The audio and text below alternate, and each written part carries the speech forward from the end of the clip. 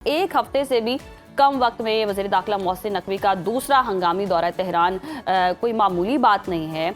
आप इस सिफारतकारी को कैसे देखते हैं? पाकिस्तान वाशिंगटन और तेहरान को दोबारा मेज़ पर लाने के लिए कामयाब हो जाएगा, क्या लगता है आपको? देखें, एस्केलेशन जो है हो रही है, डिप्लोमेटिक एफर्ट्स में भी हो रही है और मिलिट्री बिल्डअप में भी हो रही है।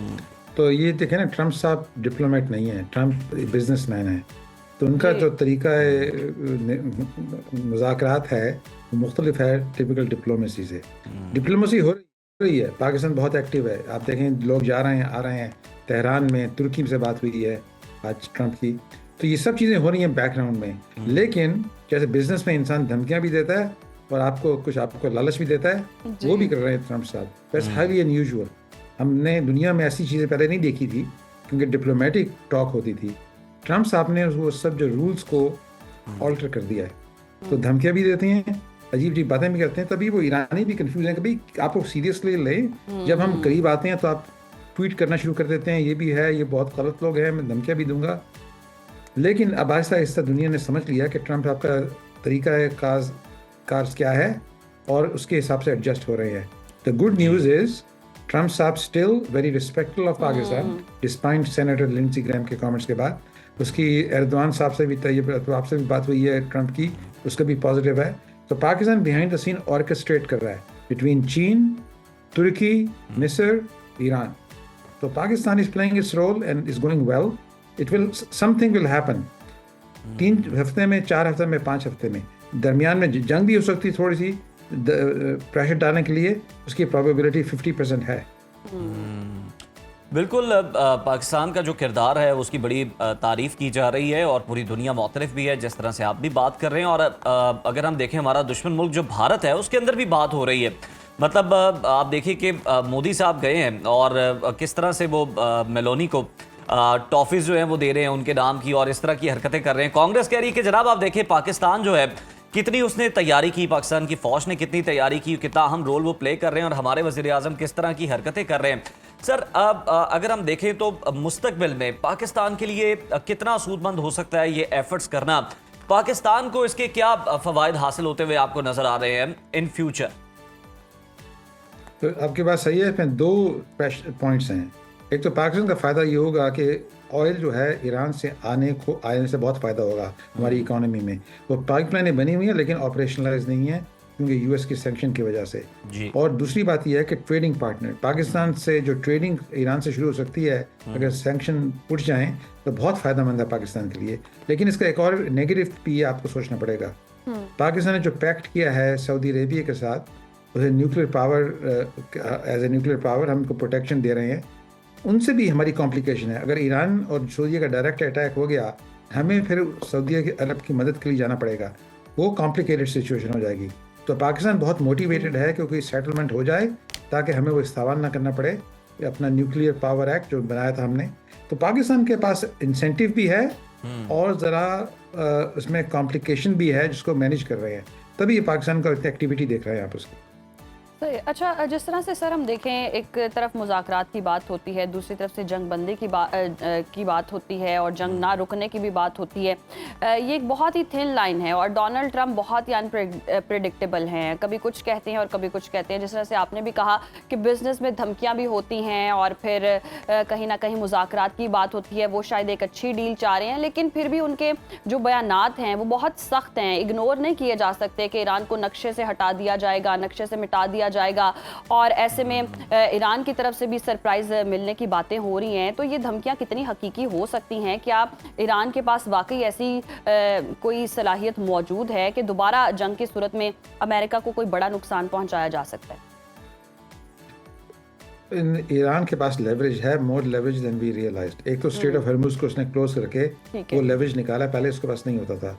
लेकिन बहुत ज़्यादा बात है कि अगर वो अटैक कर दें मिडल ईस्ट में, कतर में अमेरिका की बहुत बड़ी बेस है, और दुबई में और इराक में अगर अटैक कर दें, फिर ऑयल सप्लाई को रीबिल्ड करने में 5, 6, 7, 8 साल लग सकते हैं। वो बहुत ही डिज़ास्टर सिनेरियो होगा दुनिया के लिए। अमेरिका के में इतना इम्पैक्ट कम होगा क्योंकि अमेरिका ऑयल इंडिपेंडेंट हैं, because of shale oil fracking की वजह से हमारा ऑयल है। लेकिन सारी दुनिया का बहुत अपसाइड डाउन हो जाएगा। तो इसमें कॉम्प्लिकेशन काफ़ी है, तो तभी तो ये ज़रा धमकियाँ भी देते हैं, लेकिन एक्ट अभी तक एक्ट नहीं किया। क्या एक्ट करेंगे? कर सकते हैं। आई थिंक छोटी मोटी बम्बार्टमेंट करके वो अपने आप को आर्गूमेंट स्ट्रेंथ करने के लिए शायद करें जी। लेकिन फंडामेंटली ट्रंप साहब को इस जंग को ख़त्म करना है, वरना इलेक्शन हार जाएंगे और महंगाई बहुत बढ़ जाएगी। तो बड़े मोटिवेटेड हैं, धमकियाँ वमकियाँ दे के विद इन 3-4 वीक्स उनको कंक्लूड करना पड़ेगा। बिल्कुल सही। नईम साहब, अमरीकी नायब सदर जेडी वेंस कहते हैं कि मुज़ाकरात में काफ़ी पेशरफ्त हो चुकी है और दोनों तरफ से मुस्बत इशारे भी हैं, जबकि ईरानी स्पीकर की बात सुने तो वो कहते हैं कि दुश्मन जंग बंदी के इस 1 महीने को सिर्फ हमारी अस्करी ताकत जांचने के लिए इस्तेमाल कर रहा है। टाइम बाइंग वाला मामला चल रहा है और नई मुहिम जुई की तलाश में है अमेरिका। पसे पर्दा क्या चल रहा है और क्या कुछ हो सकता है आने वाले दिनों में? देखिए ना, दोनों जो वाइस प्रेसिडेंट जेडी वांस की जो बात हो रही है, that's for domestic consumption. Similarly जो ईरान के जो कह रहे हैं लीडर जो बात कर रहे हैं, वो डोमेस्टिक कंजम्पशन के लिए होती है, क्योंकि उनके जो लोग हैं डोमेस्टिकली वो सुनना चाहते हैं कि हम नहीं इजाज़त देंगे अमेरिका को हमें डोमिनेट करने की, हमारी ह्यूमिलिएशन नहीं होगी जैसे ब्रिटिश ने की थी पिछले 50-70 साल से। तो वो उसके पॉइंट जेडी वांस भी कर रहा है, तो calm down the market, stock market, oil market. लेकिन रियल डिप्लोमेसी हो रही है बिहाइंड द सीन। हमें नहीं पता कि उसमें क्या मुज़ाकरे में क्या एग्रीमेंट हो गया, इसमें नहीं हुआ है कोई। वो पाकिस्तान में जो जानने वाले हैं उनको पता है। तो जब होगा ना जब एग्रीमेंट, फिर दोनों अपने आप डोमेस्टिक को कहेंगे हाँ जो हमने कहा था वही हो गया, देखो ऐसे हम ये चाहते थे और ये हो गया है। तो फिर all of them will change their tone जब एग्रीमेंट हो जाएगी। ये डोमेस्टिक कंजम्पशन है, उसको कंफ्यूज ना करें कि रियल पोजीशन है, कि जो डिप्लोमेसी में मुज़ाकरात की पोजीशन नहीं है, ये लोकल कंजम्पशन की पोजीशन है। सही। अच्छा नईम साहब, चीनी सदर शी जिनपिंग का अहम बयान सामने आ रहा है। रूसी सदर पुतिन से मुलाकात में उन्होंने कहा कि मशरिक़ वस्ता अहम मोड़ पर है और दोबारा जंग नाकाबिले कबूल होगी। इस नाकाबिले कबूल अल्फाज से क्या मतलब लिया जाए? चीन और रूस मजम्मती बयानात से आगे बढ़ते नजर आ रहे हैं? इसकी प्रोबेबिलिटी हो सकती है कि अगर ये जंग ज़्यादा बढ़ गई तो चीन को सबसे ज़्यादा नुकसान उसको है। तो चीन आके उसमें इंसर्ट करेगा अपने आप को ताकि एस्केलेशन कम हो जाए, क्योंकि उसका ऑयल पे 80% ऑयल बाहर से आता है जी। तो उनको तो बहुत, रशिया उनको वो सप्लाई करेगा, लेकिन फिर भी चीन is very much in a difficult situation long term. Is not just the oil, is the fertiliser. अगर फर्टिलाइजर नहीं होंगी तो आपकी फिर फूड नहीं आपके आ सकती है, ट्रांसपोर्ट नहीं हो सकती, तो इसमें फैमिन हो सकता है। तो इसकी वजह से बहुत मुश्किल है वो। अच्छा प्रोफेसर साहब, अगर हम देखें लास्टली तो कुछ इशारे मिल रहे हैं कि लगता है कि मामला जो हैं वो बस हतमी मरहले में दाखिल हुए जाते हैं। मोहसिन नकवी साहब जो हैं वो सदर मसूद पेज़ेश्कियान से उनकी मुलाकात भी चल रही है और उनके जो दौरे हैं ईरान के उनको भी देखा जाए। दूसरी तरफ हम देख रहे हैं कि आलमी मार्केट में जो तेल की कीमतें हैं $100 फी बैरल से कीमतें नीचे आ गई हैं। तो ये कोई इशारे मिल रहे हैं कि आने वाले कोई 2 से 3 दिन में या हम 1 हफ्ते के अंदर कोई मुआहदा होता हुआ देख रहे हैं? हाँ, ऑयल प्राइसेस जो है इंडिकेटर है कि मार्केट क्या फील कर रही है जी। तो यस, मेरे ख्याल में इतनी जल्दी में नहीं होगा।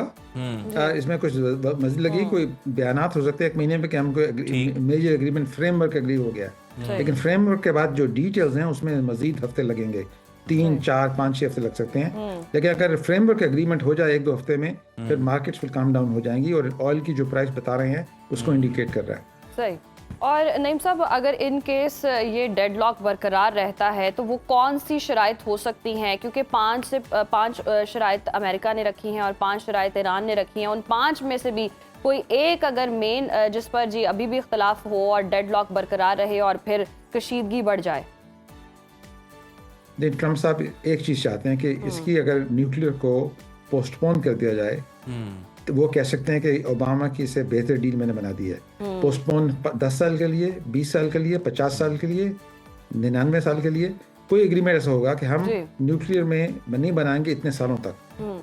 अच्छा, वो ओबामा उसको, ट्रम्प उसको कह के ओबामा से मच बेटर डील है, मैंने विक्ट्री डिक्लेयर कर देनी है। ईरान सिर्फ ये चाहता है कि उसको सैंक्शन उतर जाएं, वो फ्री ट्रेड कर सकें और एसेट अनफ्रीज हो जाए। Those are the hard line. उसके बाद बाकी जो 4 पॉइंट्स हैं वो सब नेगोशिएबल है। ये 2 पॉइंट अगर हो जाएंगे एग्रीमेंट में, बाकी पॉइंट डज नॉट मैटर। बिल्कुल सही। और डोनाल्ड ट्रंप यही चाहते हैं कि जिस तरह से हमने देखा कि साबिक सदूर को वो तनकीद का निशाना भी बनाते हैं, ख़ासतौर पर सदर बाराक ओबामा को, और उनके JCPOA मुआहदे पर वो तनकीद भी करते हैं, तो वो चाहते हैं कि उनसे बेहतर डील जो है वो कोई ले सके ईरान से, और साथ ही साथ अपनी आवाम को भी सेटिस्फाई कर सके, एक फातेह के तौर पर जनाब वो अपनी आवाम में वापस जा सके। बहुत शुक्रिया प्रोफेसर नईम जफर साहब कैलिफोर्निया से हमारे साथ जुड़े थे और इस आम मामले पर अपना तज्जिया दे रहे थे।